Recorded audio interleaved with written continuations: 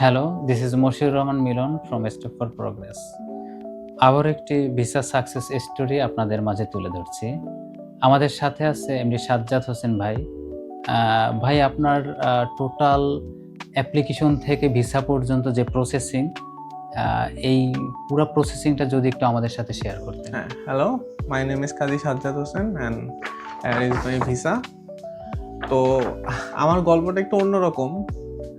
তো বেসিক্যালি আমি ফেব্রুয়ারি মার্চের দিকে পরিকল্পনা করি যে আমি ইউকে যাব। তো তখন আমার এক কলিগের মাধ্যমে আমি মিলন ভাইয়ের নাম্বার পাই। তো ওই থ্রুতেই আমার যোগাযোগ। তো প্রথমে আমি অতটা শিওর ছিলাম না, কারণ পরিকল্পনা তো সবাই করে ইউকে যাব, বাট আলটিমেটলি ইউকে তো যাওয়া হয় না। তো আমি আইএলটিএস দিই। আইএলটিএসের রেজাল্ট দেওয়ার পরের দিনই আমি মিলন ভাইয়ের সাথে যোগাযোগ করি। সম্ভবত এটা মার্চের দিকে। তো মিলন ভাইয়ের সাথে যোগাযোগ করার পরে আমার যেটা ফিল হয়েছে ডে 1 থেকে, যে না, I can trust him. So আমি আগাই, দেখা যাক কি হয়। একবার চেষ্টা করি, চেষ্টা তো করতে সমস্যা নাই, হইলে হয়েছে, না হইলে আল্লাহ ভরসা। তো এইভাবেই আমার যাত্রা শুরু হয়। মিলন ভাইয়ের আমার প্রোফাইল দিই। আর মিলন ভাই স্পেশাল আগেই থ্যাংক ইউ দিতেছি, কারণ আপনি ডে 1 থেকে আমার কাছে মনে হয়েছে যে না, আমি আগাইতে পারবো। কারণ আপনার কিছু আপনি কেন এজেন্সিতে যাবেন, তো ওই ট্রাস্টটা উনি প্রথম কথাতেই আমার কাছে মনে হয় উনি গেইন করতে পারছে আমার থেকে, উনি যেভাবে গাইড করছে আমাকে। তো এভাবে অ্যাপ্লাই করা শুরু করি, অনেক ভার্সিটিতে অ্যাপ্লাই করি। বাট আমার আবার রিকোয়ারমেন্ট ছিল, মিলন ভাইয়ের আবার ওই রিকোয়ারমেন্টও বলছি। অ্যান্ড আমি মনে হয় একটু ফরচুনেট, মিলন ভাই আবার ওই রিকমেন্ড পূরণও করছে আমি যেখানে যাইতে চাইছি আর কি, যে সিটিতে যাইতে চাইছি। তো এভাবে অ্যাপ্লাই করি। তারপর ইউনিভার্সিটি থেকে অফার আসে। তারপর ভেরিফিকেশন প্রসেস, তো ভেরিফিকেশন প্রসেসেও মিলন ভাই হেল্প করছে। স্টেপ 4 প্রোগ্রেস থেকে আমার মক নেওয়া হয়েছে, প্রিকাস ইন্টারভিউতে অনেকগুলো মক নেওয়া হয়েছে।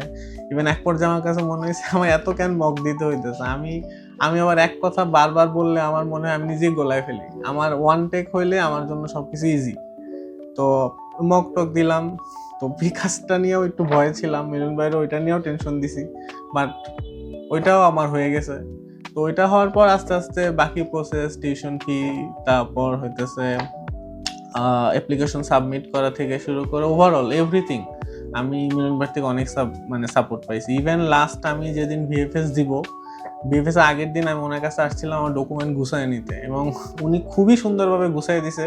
আর উনি এমনভাবে গুছাইছে, তখনই আমার কাছে ফিল হয়েছে যে না, এইভাবে আমি কাগজ জমা দিলে আমার কাছে মনে হয়েছে যে না, আমার আর কিছু প্রবলেম নাই। তো দিলাম, এবং সবচেয়ে আশ্চর্যজনক বিষয় হইতেছে আমি 12 তারিখ ভিএফএস অ্যাপ্লাই করছি এবং 2 দিন পরেই আমার ভিসা চলে আসছে।